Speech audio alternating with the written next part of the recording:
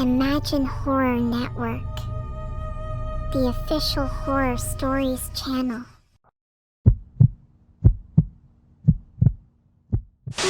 It was a typical Saturday night, and the group of friends had decided to have a sleepover.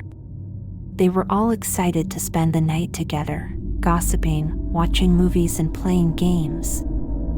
After several rounds of board games and video games, they started discussing ghost stories. One of the friends suggested that they try playing Bloody Mary.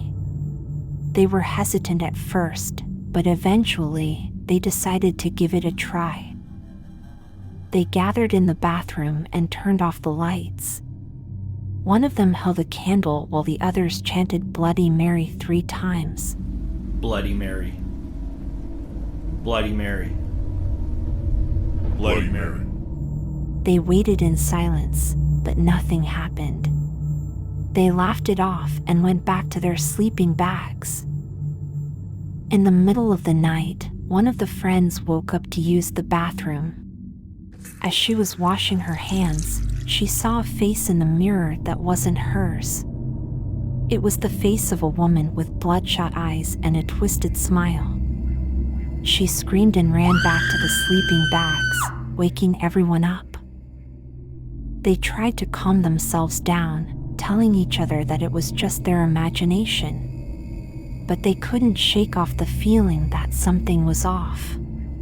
They huddled together, afraid to go back to sleep. As they were trying to calm themselves down, they heard a strange noise coming from the bathroom. It sounded like someone was scratching the walls. They tried to ignore it, but the scratching got louder and more persistent. Suddenly, the door to the bathroom swung open, revealing a dark figure standing in the doorway. They couldn't see its face, but they could feel its presence looming over them. They tried to scream, but no sound came out. The figure lunged at them, clawing and biting at their flesh. They tried to fight back, but it was too strong. One by one, they fell to the ground, bloodied and lifeless. The police arrived the next morning and found the bodies of the friends. They were all lying in the living room, surrounded by candles and a broken mirror. There were no signs of forced entry or struggle. The police investigated the scene, but they couldn't find any clues as to what had happened. They interviewed the families and friends of the victims, but no one had seen or heard anything suspicious. Rumors started circulating about the house being haunted by the ghost of Bloody Mary. People said that anyone who played the game in that house would suffer a terrible fate. Years later, a historian discovered a document that revealed the truth about what had happened.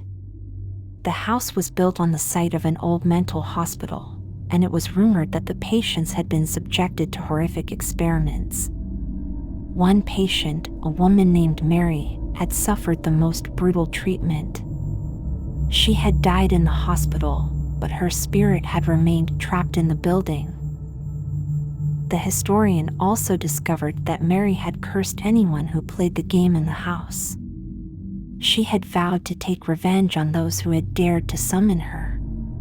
The curse had been passed down through generations of families who had lived in the house.